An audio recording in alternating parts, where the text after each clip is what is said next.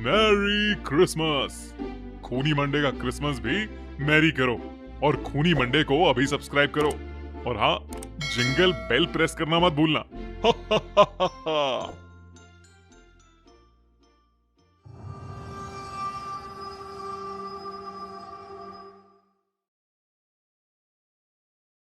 अब खूनी मंडे के साथ साथ हमारी नई पेशकश फ्रीकी फ्राइडे भी एंजॉय करो। Check out our new exclusive horror story moth.com only on our Spotify podcast The Horror Show by खूनी Monday, link in description। Scary Santa. Becky, जो सिर्फ 10 साल की थी, अपनी मां ओलिविया से बहुत नाराज थी क्योंकि वो क्रिसमस से एक हफ्ते पहले न्यूयॉर्क से शिकागो शिफ्ट हुए थे और बेकी अपने पुराने घर और सारे फ्रेंड्स को बहुत मिस कर रही थी।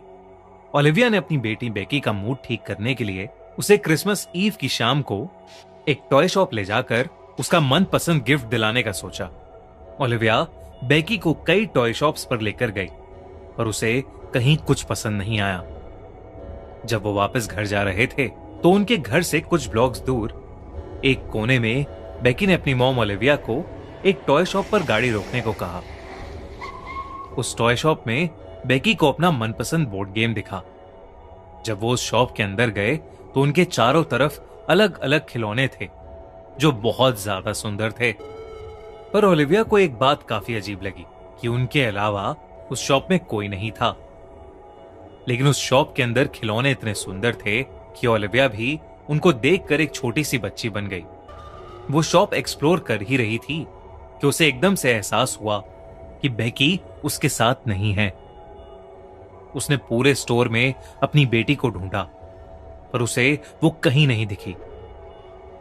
उसने काउंटर पर जाकर मदद मांगने की कोशिश भी की पर वहां भी कोई नहीं था। डरी हुई ओलिविया बेकी को आवाज लगाते हुए उसे हर जगह ढूंढ रही थी जब उसे एक बूढ़े इंसान की जोर से हंसने की आवाज आई।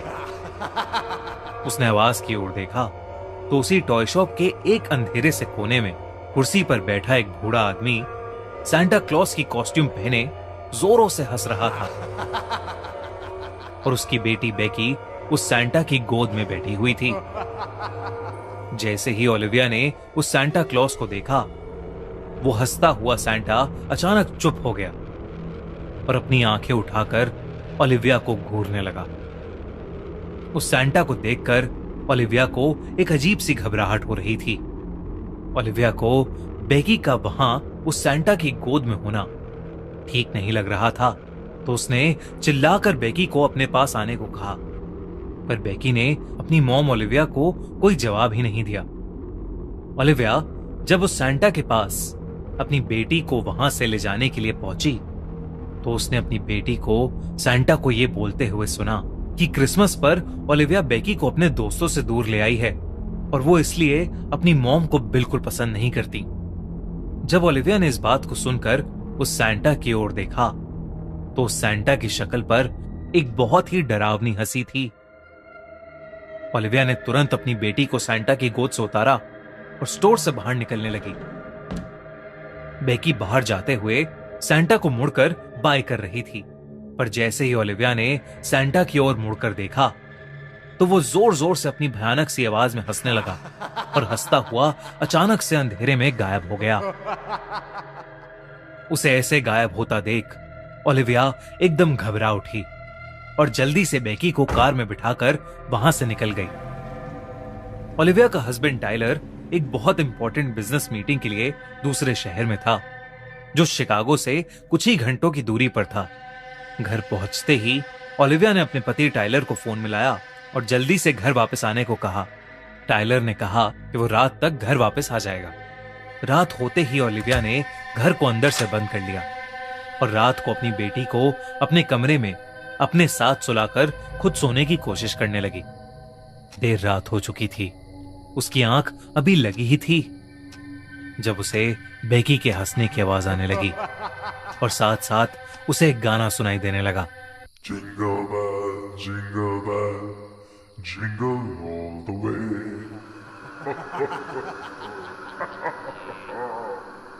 ओलिविया ने डरते हुए आंख खोली और जो उसने देखा वो देखकर उसके रोंगटे खड़े हो गए।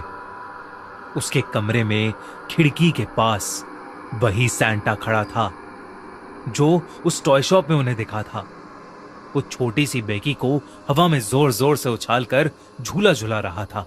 ये देखते ही ओलिविया डर के मारे बहुत जोर से चिल्लाई। उसकी चीख सुनकर वो सैंटा ओलिविया की तरफ मुड़ा और वही गाना और तेज आवाज में गाने लगा।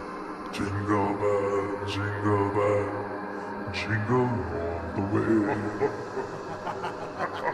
बेकी जिसको वो हवा में उछालकर झुला रहा था, बीच हवा से जमीन पर गिर पड़ी। ओलिविया ने बिना कुछ सोचे समझे घायल बेकी को वहां से उठाया और उस घर से निकलने के लिए भागने लगी। वो जैसे ही सीढ़ियों से नीचे उतरी, उसने देखा कि वही सैंटा सामने से उसकी तरफ आ रहा है। ऐसा लग रहा था मानो उस सैंटा का हुलिया बदल गया हो और वो बहुत ही ज्यादा भयानक लग रहा था। ओलिविया ने अपनी डाइनिंग टेबल पर पड़े प्लेट्स और फोर्क्स उस पर फेंक कर खुद को बचाने की कोशिश भी की, पर वो सब उस सैंटा के आर पार चले गए और उसे कुछ नहीं हुआ। ओलिविया पूरी तरह घबराई हुई थी और अब उसके पास और कोई रास्ता नहीं था। तो उसने अपने घर की विंडो का शीशा तोड़ा और बेकी को लेकर उस खिड़की से कूदकर घर से बाहर भागी। उसने अपनी बेटी को गाड़ी में बिठाया और गाड़ी ऑन की, लेकिन तभी उसे महसूस होने लगा कि कोई उसका गला दबा रहा है। उसकी आंखें जब गाड़ी के रियर व्यू मिरर पर पड़ी तो वो सैंटा उसके पीछे ही था और उसका गला दबा रहा था। उस सैंटा ने रोती हुई बेकी से कहा कि इस क्रिसमस उसका प्रेजेंट होगा उसकी मॉम की लाश। ओलिविया को सांस लेने में बहुत तकलीफ होने लगी और धीरे धीरे उसकी आंखें भी बंद होने लगी। जब उसकी आंख खुली तो उसका पति टाइलर और बेटी बेकी उसके पास बैठे थे और वो उसे होश में लाने की कोशिश कर रहे थे। टाइलर के साथ ओलिविया के कुछ पड़ोसी भी थे जो उसके घर का शोर सुनकर उसे बचाने आए थे और तब उन्हें ओलिविया अपनी कार में बेहोश पड़ी मिली थी। उन्होंने ही उसे हॉस्पिटल में एडमिट कराया था। जब उन्होंने ओलिविया का पूरा किस्सा सुना तो उन्होंने बताया कि वो टॉय स्टोर जिसमें वो गए थे वो कई सालों से बंद पड़ा है। कई साल पहले इसी टॉय स्टोर में एक पागल आदमी काम किया करता था जो क्रिसमस के दिन सैंटा क्लॉज बनकर लोगों के घरों में घुसता था और अपने मजे के लिए उन्हें डराता रहता था। एक दिन कुछ लड़कों ने उससे परेशान होकर क्रिसमस ईव की रात उसे वापस डराने के लिए उसकी टॉय शॉप में पटाखे जलाकर उसकी शॉप को बाहर से लॉक कर दिया। उसमें से एक पटाखा गिफ्ट रैप और क्रिसमस ट्री वाले सेक्शन में जाकर फटा, जिसकी वजह से उसकी पूरी शॉप जल गई और उसी आग में जलकर वो सैंटा भी मर गया। कहते हैं कि तब से हर क्रिसमस ईव पर वो खंडर अपने आप ठीक होकर कुछ लोगों को टॉय शॉप जैसा दिखता है और अगर कोई उस टॉय शॉप में जाकर उस सैंटा से कुछ मांग ले तो वो सैंटा उस इंसान के घर जाकर उसकी या किसी फैमिली मेंबर की जान ले लेता है। उसके पड़ोसियों ने बताया कि उस एरिया में कई ऐसे इंसिडेंट हो चुके हैं जहां लोगों ने उस डरावने सैंटा को देखा है। ये सब सुनकर ओलिविया ने अपने आप को खुशनसीब माना कि वो और उसकी बेटी उस रात बच गए। इस इंसिडेंट के बाद उन्होंने अपना घर भी शिफ्ट कर लिया, लेकिन उस भयानक सैंटा का चेहरा शायद ही ओलिविया कभी भूल पाएगी। हमारी अगले हफ्ते की कहानी सर्कस स्पॉटिफाई पर ऑलरेडी लाइव है, तो डिस्क्रिप्शन में दी गई लिंक पर क्लिक करिए और जल्दी से उसे सुनिए। अगर आपको हमारी कहानी अच्छी लगी तो हमारा चैनल खूनी मंडे अभी सब्सक्राइब कीजिए और हाँ, विश यू अ मेरी क्रिसमस।